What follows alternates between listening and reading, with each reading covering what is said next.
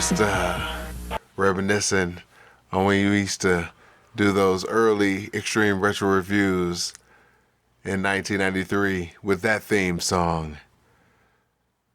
Here we are, finishing out 1995. Los Rudos in the house. You know us as the Broad Street Cyberbullies.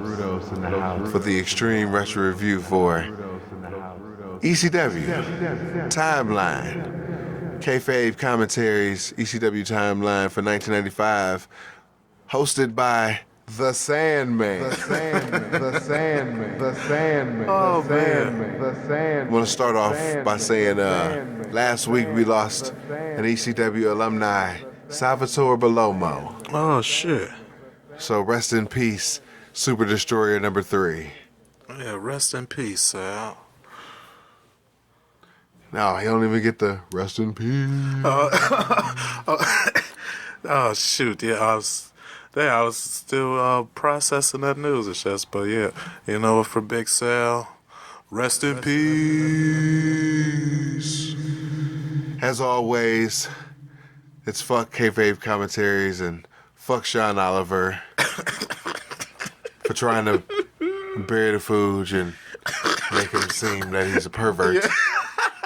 Even though he is a pervert, but he wasn't trying to be a pervert at that particular moment. And not with fucking Sonny. Yeah. We've seen her giblets. Yeah, 20 years too late, but back in the 90s, oh man. I mean, but come on now. She's disgusting. Now, yes. Whatever. What were your thoughts and views of this documentary in particular? Real quick, I just want to say this before I forgot. But yeah, I just want to express my appreciation to you and Mrs. Hwoud for when we took that picture from the very first recording and shit. I do look at it from time to time and, you know, reminisce, or I won't say reminisce because it's, you know, how do you really reminisce about doing a podcast? But, you know, I remember some of those early beginnings and stuff. Look back on those very fondly from time to time. So thank you. My thoughts and views of the show. My first initial thought, like as soon as I saw Sandman, it's like, damn, he looked like he got his ass whooped. So when he recorded that, was he still wrestling or something? Yes. Okay. Well, that explains it then. My next thought was, why the hell was his daughter all up in the doggone mix for basically the whole doggone thing and shit? And then there was even one point where she's making noises into the microphone, and then so I'm like, dang, this is a big girl. She don't know how to talk. Like, why is she sounding like she's 6 months old? Like,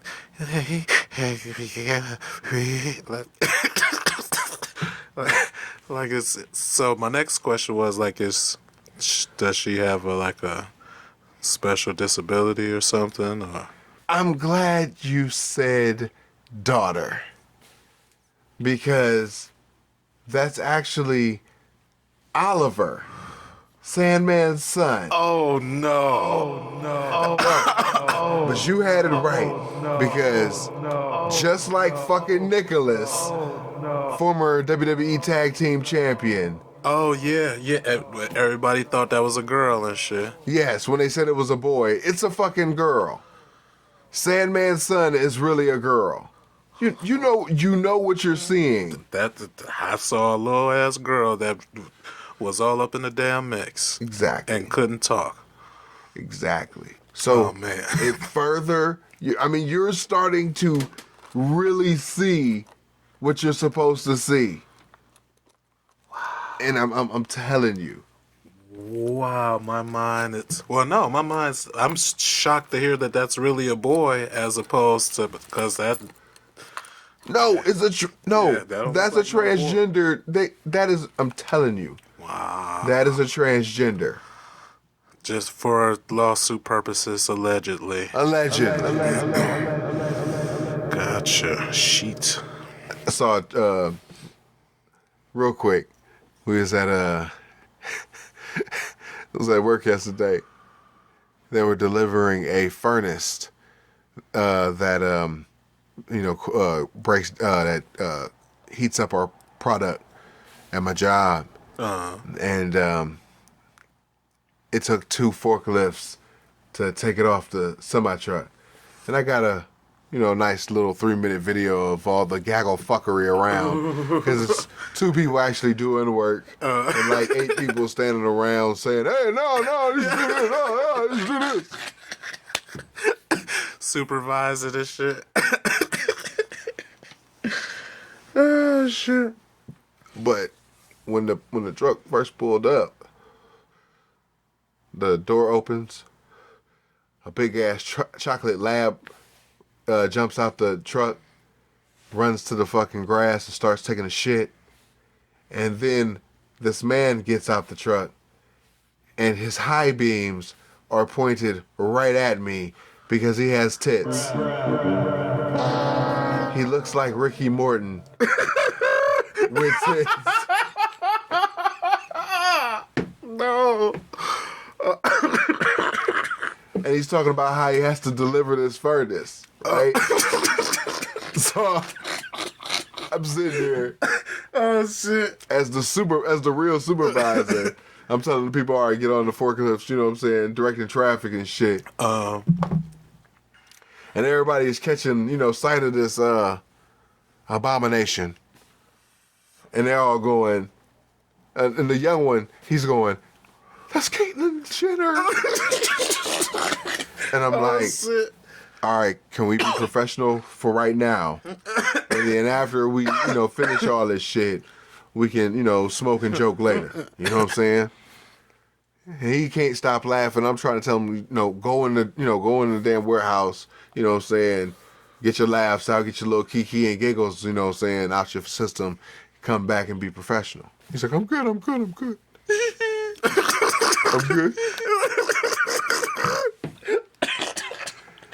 You know what I'm saying? And it's only getting fucking contagious because everybody else is fucking giggling and shit. You over here giggling and shit. Everybody kikiing and shit. Ricky Morton with tits walks out. Oh shit! It took us 6 hours to get this timer furnace onto the thing. I'm like, okay, Ricky Morton, calm your tits. Oh fuck! Oh fuck! Oh shit! I don't even know how we got on this subject, but Because of the transgendered daughter. Oh yeah. Oh yeah. We are doing a review of shit or timeline, but that's I don't know if I'd be able to handle my shit too if I saw that shit. I think I'd be struggling. So yeah, back to the timeline. So got this nigga's daughter. It looked like he had his ass whooped. And then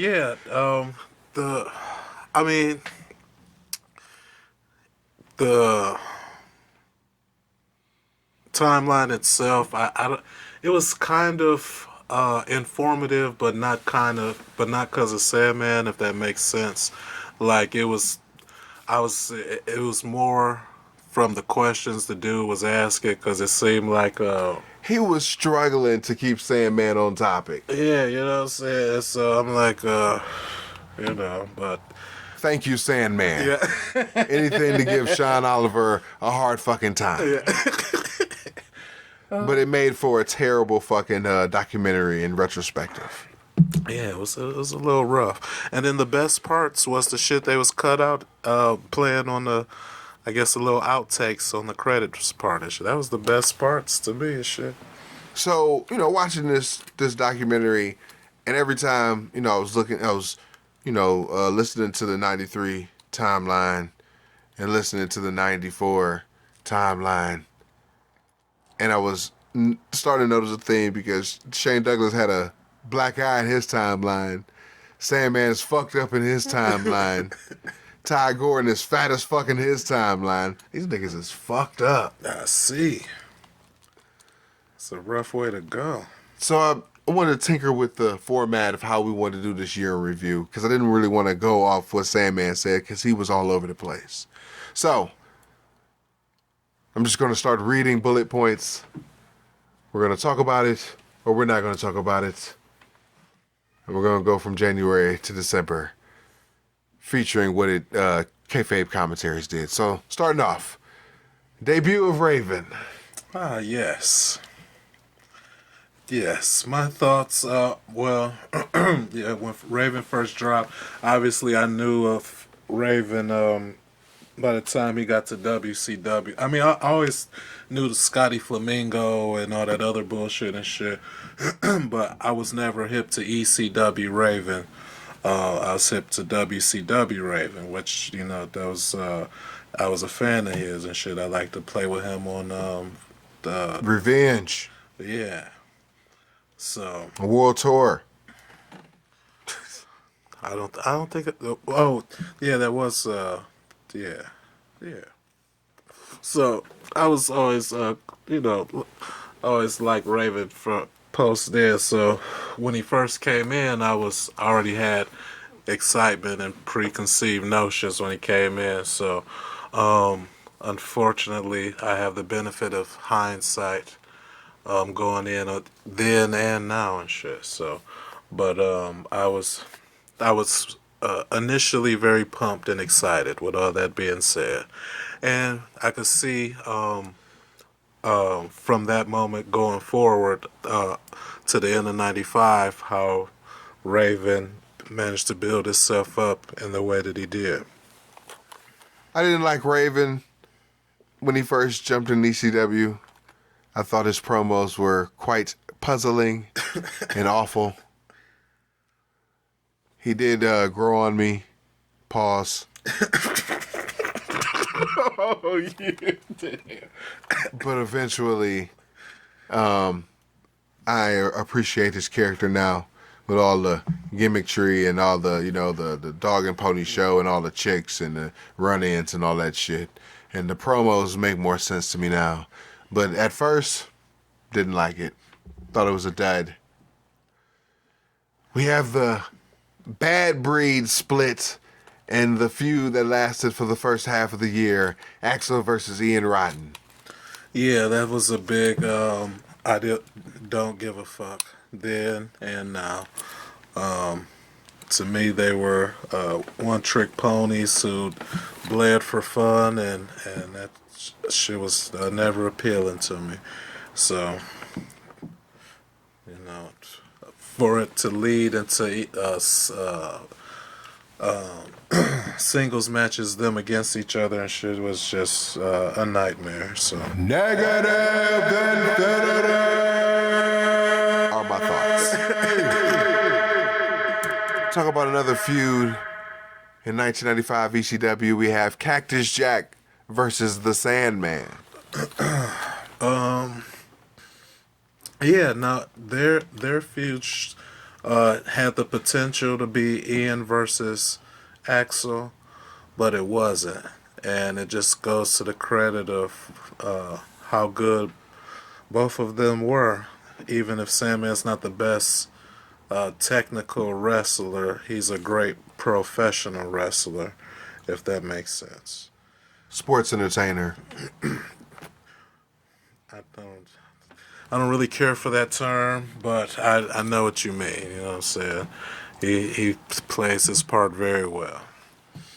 Recounted by us, Extreme Retro Review number 110 was the episode with the evolution of a franchise. You're welcome. Shane Douglas cut a 30-minute promo. Oh, yes. To start the show.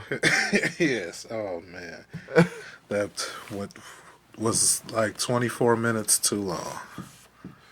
It was the go-home show for Return of the Funker. It all fits together when you look at it from a macro level. It's like, oh, shit. Shane drops the ball and drops that shit. And maybe he did it on purpose to kind of bury Return of the Funker and shit. Because I don't know who thought that shit was hot, but no. Return of the Funker was recounted by as Extreme Retro Review number 111. You're welcome. It has featured the start of the Raven and Dreamer feud properly.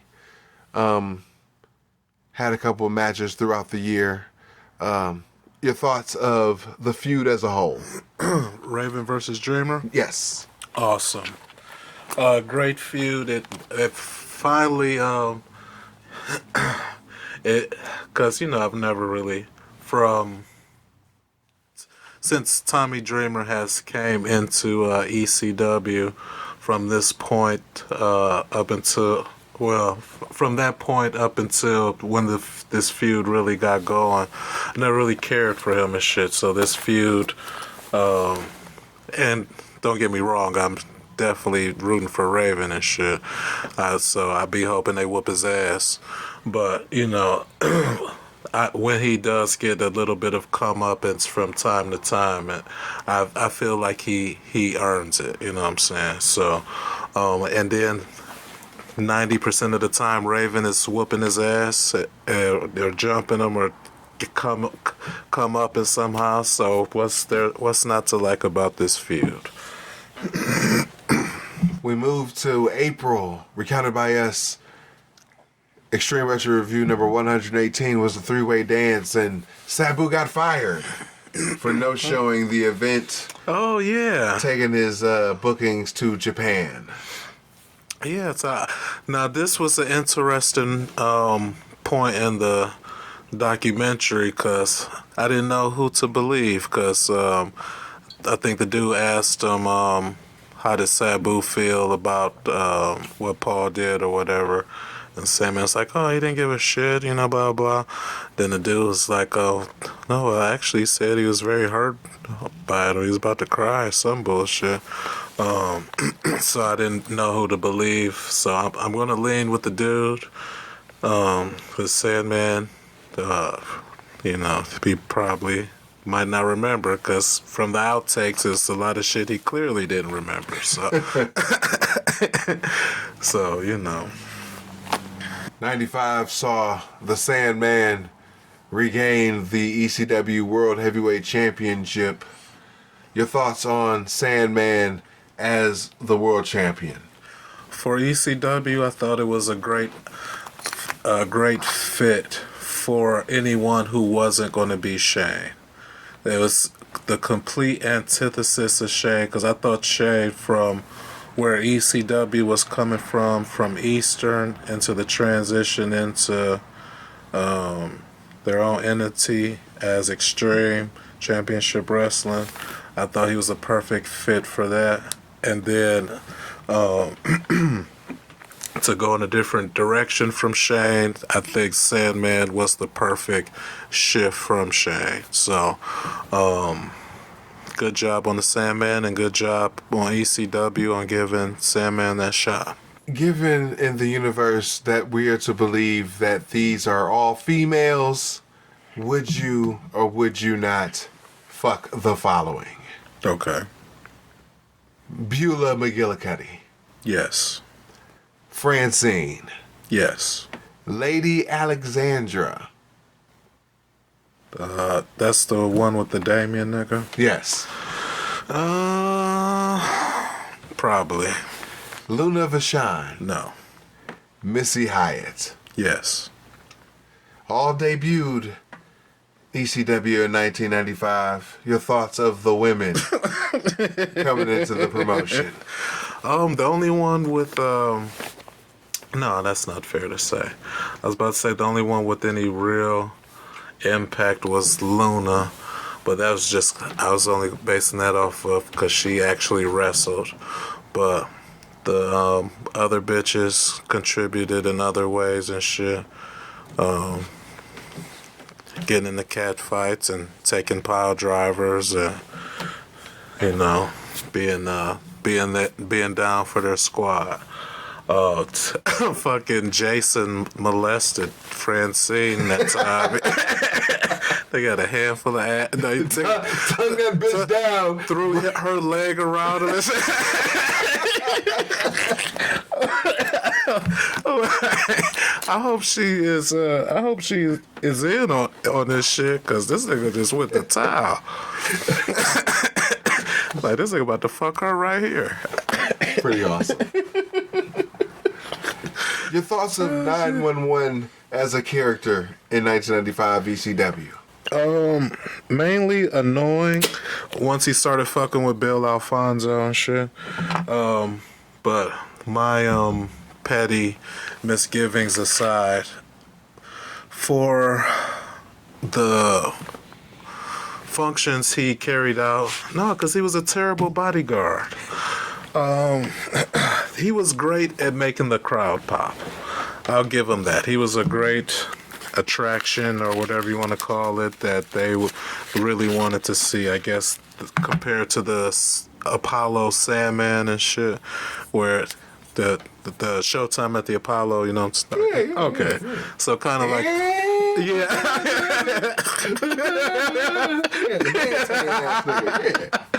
you know. So yeah, to me, when I think of special attractions, I always think of that motherfucker and shit. So, you know, they're there for one job, and, you know, the crowd pop when they come out, but you can't overdose on these motherfuckers. Extreme Retro Review number 125. Enter the Sandman. Saw the debut of troubleshooting referee Bill Alfonso. Oh, my boy. Your thoughts?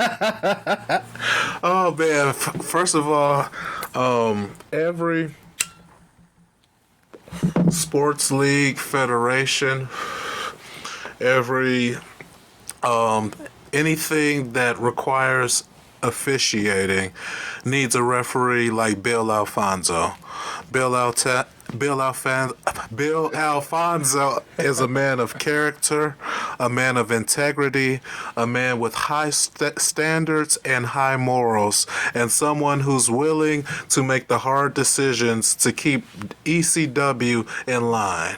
And I am all about Team Bill Alfonso. He's a great inspiration, and he's a great role model to children and aspiring referees everywhere.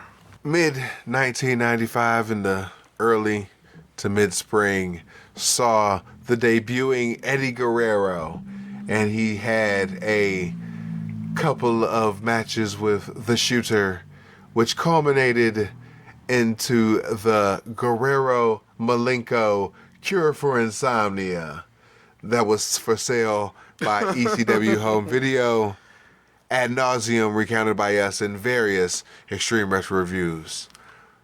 Your thoughts of the matches in 95? Talk about beating a dead horse. I am on record of saying that I really dug the first match, match of the year contender in my book. And then after that, even the second match, it felt like overkill. Like okay, like why are we doing this, guys? But, you know what I'm saying, they did it, and then they did it again. Had these matches again and again and shit, you know what I'm saying? So it got very old very fast for me. I guess technically they were good matches, and, you know, as far as work rate and all that other good shit, you know, I can't complain there, but they just, I don't know, got stale. The debut of the all-new Taz happened around this time in late May, early June of 1995.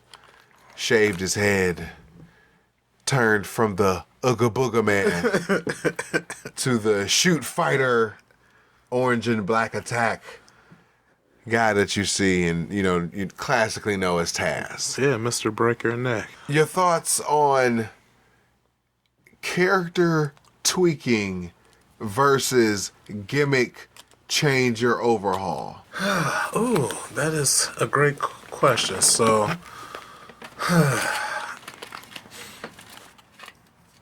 there have been a few. JBL was a complete night and day character change, makeover, and then they threw a world title on him. And, you know, I liked him as a heel. You know, he wasn't nothing special as a wrestler. But I think given the circumstances, that would probably be the exception, with the rule being I would be more in favor of tweaking characters along the way than doing something as drastic. But you know, depending on the wrestler and depending on, you know, the story or whatever, I guess it can work in some cases. But I'm more on the thought process of, you know, did Paul do an effective job of separating Ooga Booga Captain Caveman to shoot fighting Taz? Because to me, I on the onset it worked, but it didn't seem that fans didn't really react to Taz until the heel turn. Like, they were like, oh, you know, the suplexes are kind of cool and everything. But it didn't seem until Fonzie latched onto him for that, you know, that shot in the arm of the character change, you know, to fuck off and, you know, talking shit to the crowd and, you know, dropping motherfuckers on their necks and shit. You know what I'm saying? That's when everything sort of clicked, because, you know, he did the all new Taz deal. But, you know, he was just Pete. Then he was, you know, and Sandman had brought this out, talked about, you know, how he had several different, you know, character, you know, add-ons to his character until it finally clicked with Fonzie. You know what I'm saying? He was the guy, you know, he was talking like a wise guy in one promo, you know, how he was scared to talk to Lufez because he lost to Jason, the sexiest man on earth. Pause. So I'm saying in the long run it worked. But it took a long time. The neck injury, which I thought was a complete work. Oh, I remember he said that. I still believe it. Motherfucker had one of those Kurt Angle surgeries and shit.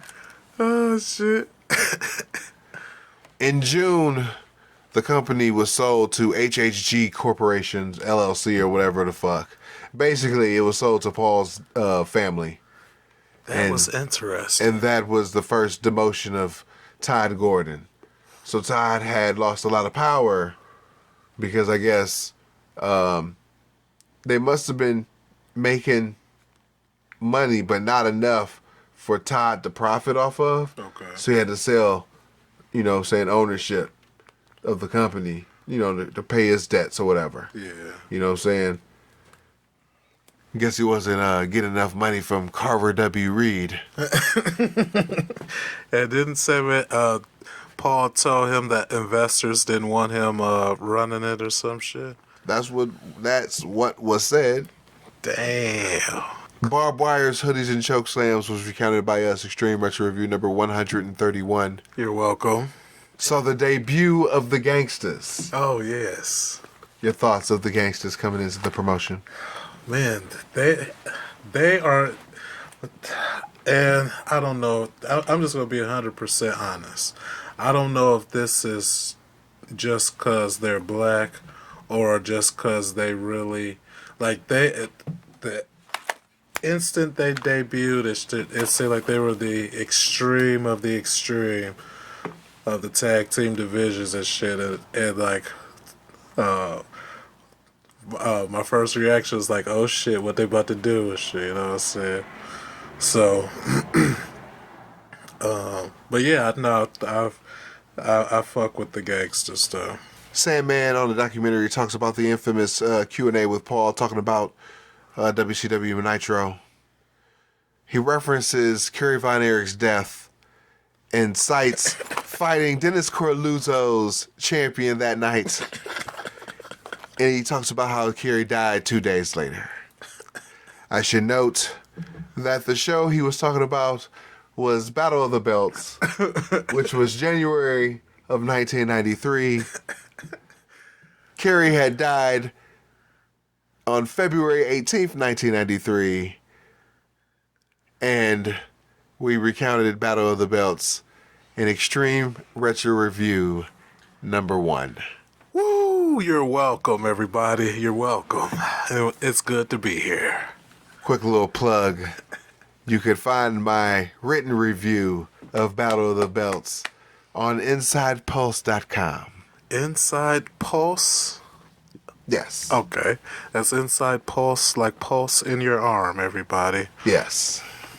.com. Sandman is retarded. Sandman is retarded. Sandman is retarded. Sandman is retarded. Poor Sandman is retarded. The Dudley Brothers debut. Extreme Retro Review number 135. That would be Hardcore Heaven, 1995. You're welcome. Your thoughts of the Dudley Brothers, Dudley Dudley, and Lil Snot Dudley, and Big Dick Dudley. Pause. Oh, man. Well, I have the prejudice of hindsight on my side. I know eventually they dwindled down to Bubba and Devon, who hasn't even shown up yet. Excuse me. So, when they first popped up, my initial... Oh, shit. When they first originally arrived to ECW, my initial thoughts were like, oh, shit, who the fuck are these Dudleys? But they've done... Well, Snot's gone. Dudley's gone by the end of the year. Oh, yeah. When was the last time we saw Dudley, True Dudley? Probably October. Damn, rest in peace. They got DW Dudley, Chubby Dudley, Signed Guy Dudley, and Bubba Ray Dudley. Franchise's last appearance was Hardcore Heaven 1995. Excuse me. Your thoughts of the franchise leaving the promotion? I was bummed out. Excuse me again, dang. I was bummed out when Shane left because for some of you who are students of professional wrestling, or if you listen to the show long enough, you know that the franchise Shane Douglas was the second to last member of the greatest professional wrestling stable known to man. Hot Stuff International, founded by my hero and my personal mentor, rest in peace, the King of Philadelphia, Hot Stuff Eddie Gilbert. So he was the last fragment of that great dynasty until I became a member, of course. He was the last fragment of ECW, though. I mean, in ECW of Hot Stuff International. So, and not only that, he destroyed the NWA and recreated the multiverse and shit. So, you know, it was kind of hard to know that Shane was leaving and that he was going to be gone for good, or so we thought. In the fall, Mick Foley culminated his seminal hardcore monologue set by spouting off Kane Dewey and, you know, turning heel on the fans and doing his anti-hardcore shtick.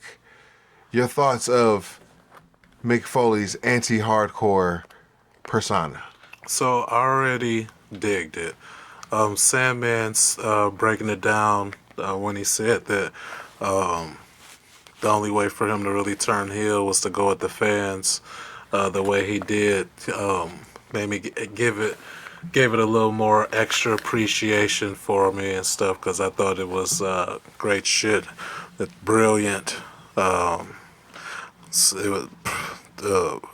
Considering this was 1995 Mick Foley, it was just, it's just crazy that he wasn't allowed to do stuff like this in the WWF as Mankind. So, but anyway, it was good stuff. Sandman talks about the Sandman van and all the people who've taken rides with him up and down the roads.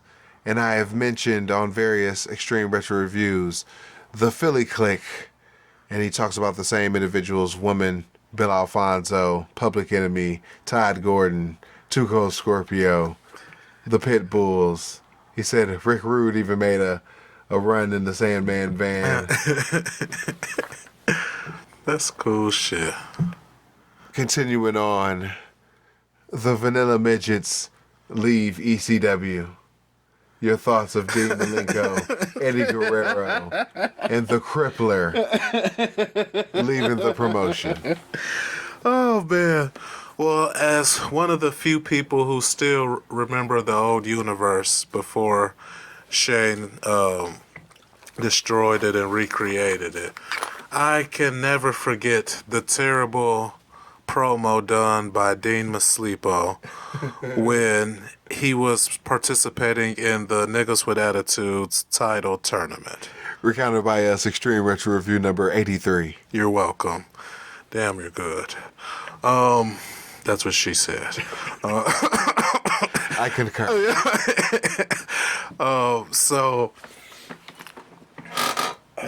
Fucking, like, I will always hold that against him. And then, to make things worse, they tried to play him off and pass him on to me. Someone with a sound mind and who has pretty good common sense as this fierce, oh, you don't want to fuck with this guy, tough guy. Oh, the Iceman. Oh, or The Shooter. yeah, the shooter. I'm sorry, I'm getting ahead of myself. But yeah, that's the Iceman. Give me a break. Throughout the year, you have referred to him as the Snoozer, and my favorite, the Scooter. Yeah, because he's a midget. You've talked about how Dean Malenko is the nigga who worked in a warehouse that nobody wanted to work with or liked. You said he looked like a pedophile, a substitute teacher. Oh, man. Yeah. Yes, he does. Oh, man. So Chris Benoit is a little bit more believable, though, because he's a little bigger than the Scooter and shit. But the most important thing was the fans took to him, so I can't deny that. So in that respect, they got the job done.